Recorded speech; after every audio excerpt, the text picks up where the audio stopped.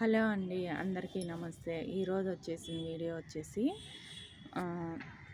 కంపోస్ట్తో పాటు నేను kitchen wastage first layer వచ్చేసి ఇలా మట్టి అంతా వేసేసుకుంటాను. ఇదిగోండి కిచెన్ వేస్టేజ్ ఉంటుంది కదా, ఫస్ట్ ఒక లేయరు కిచెన్ వేస్టేజ్ చాలా ఈజీగా కంపోస్ట్ అయిపోతుంది. చాలా అసలు ఎంత బాగా కంపోస్ట్ అంటే అంత బాగా. మన న్యూస్ పేపర్లు కూడా వేసేస్తాను నేను. న్యూస్ పేపర్లు ఉంటాయి కదా, ఆ న్యూస్ పేపర్ వేస్తే కూడా మనకి చాలా బాగా కంపోస్ట్ తొందరగా మట్టిలో కలిసిపోతుంది అనమాట.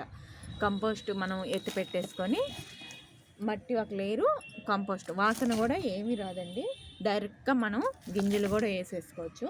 కూరగాయలు కూడా ఆకుకూర గింజలు కానీ ఏమన్నా గింజలు పెట్టేసినా కూడా చాలా బాగా వస్తాయి. మనం కంపోస్ట్ వేసిన వాటిల్లో నేను ఎక్కువ ఇంచుమించు అలాగే చేస్తుంటాను.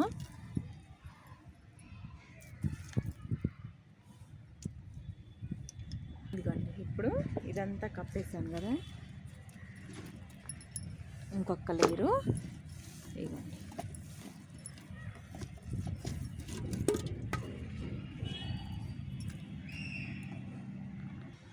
ఇప్పుడు కానీ ఇంకొక లేరు ఇలాగే వేసేస్తాను అనమాట.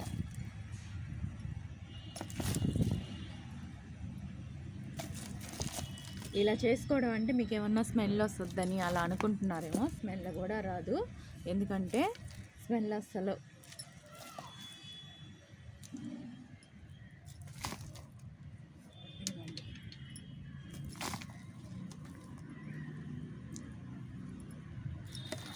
ఏం స్మెల్ కానీ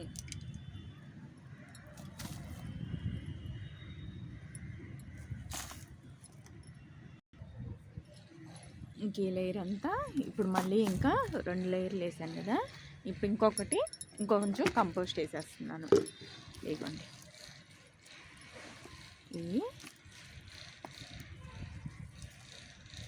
అసలు చాలా బాగా మట్టి అయితే ఎంత బాగా అయిపోతుందనండి. మంచి మట్టి బాగా మనకి మంచి కంపోస్ట్ అనేది తయారైపోతుంది.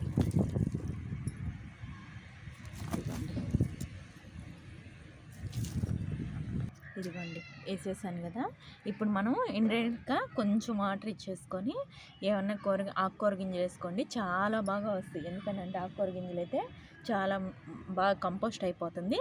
ఆకుకూర గింజలు రావడం కూడా చాలా బాగుంటాయి. ఈ వీడియో నచ్చితే ఈ వీడియో మీకు ఎలా చేసుకుంటారు అనేది వీడియో చూపించాను కదా, నచ్చితే లైక్ ఇవ్వండి, షేర్ ఇవ్వండి, సబ్స్క్రైబ్ చేయండి.